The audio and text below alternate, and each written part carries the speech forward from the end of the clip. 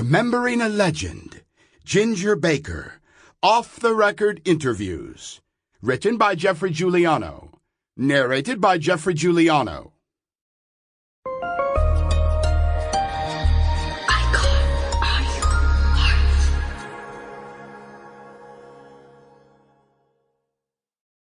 I think a lot of people, I've been hearing a lot of drummers recently, and they're really playing very, very fast and saying absolutely nothing. I mean, it's all... And the end result is, what did he say? You know, if you're playing the drums, the most important part, and this Baby Dodds brings up, of a drummer, is to complement the other guys you're playing with. What you play can make a musician not only sound better, it can make him play better. You know, and that's the most important thing. You don't get on a gig, right, and you want to play, you've been practicing and you've got this riff, right, and you're just waiting to when you can put this singing. That's nothing. It don't mean anything. One beat can sound better than 25 if it's put in the right place. That's what drumming's about. You're there, you're the timekeeper, but you're also, like, what you play, the pattern you play, can make the other musicians play better and sound better, and that's what you should do. You should play by listening to the other guys and play to complement what they're playing.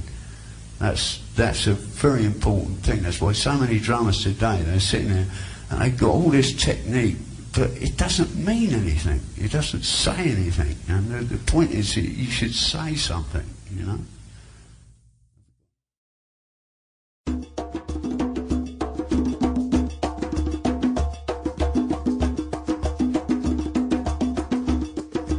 Welcome to Ginger Baker in Conversation. Peter Edward Ginger Baker was born August 19, 1939. He is, of course, an English drummer, best known as the founder of the rock band Cream. His work in the 1960s earned him praise as rock's first superstar drummer, although his individual style melded a jazz background with his interest in African rhythms. Baker is credited as a pioneer of drumming in genres like jazz fusion, heavy metal, and world music.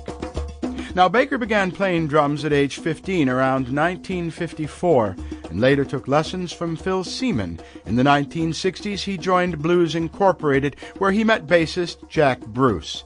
The two clashed often, but would be rhythm section partners again in the Graham Bond Organization and Cream, the latter of which Baker co-founded with Eric Clapton in 1966. Cream achieved worldwide success, but only lasted until 1968, in part due to Baker's and Bruce's volatile relationship. After briefly working with Clapton in Blind Faith and leading Ginger Baker's Air Force, Baker spent several years in the 1970s living and recording in Africa, often with fellow Ransom Kuti, in pursuit of his longtime interest in African music. Among Baker's other collaborations are his work with Gary Moore, Masters of Reality, Public Image Limited, Atomic Rooster, Bill Laswell, jazz bassist Charlie Hayden, and another personality-led effort, Ginger Baker's Energy. Baker's drumming attracted attention for his style, showmanship, and use of two bass drums instead of the conventional one. In his early days, he performed lengthy drum solos, most notably in the Cream song Toad, one of the earliest recorded examples in rock music. Baker, too, is an inductee in the Rock and Roll Hall of Fame as a member of Cream, and of the Modern Drummer Hall of Fame in 2008, and of the Classic Drum Hall of Fame in 2016. That being the annotated chapter-and-verse biography of Peter Ginger Baker, let me tell you where I came into the story. I received a phone call many years ago out of the blue, with a voice on the other end of the line saying, "It's Ginger," to which I replied, "Ginger who?" He said, "Ginger Baker, you idiot. I want you to write my book." This was at a time in my career when I was pretty much in demand, and I was somewhat surprised and very honored to get the call. We then met up with Mr. Baker in California at his home with many dogs, horses, and a lovely wife, followed by meetings in New York at the offices of Jim Fitzgerald at St. Martin's Press. Eventually, a lucrative Sample complete. Ready to continue?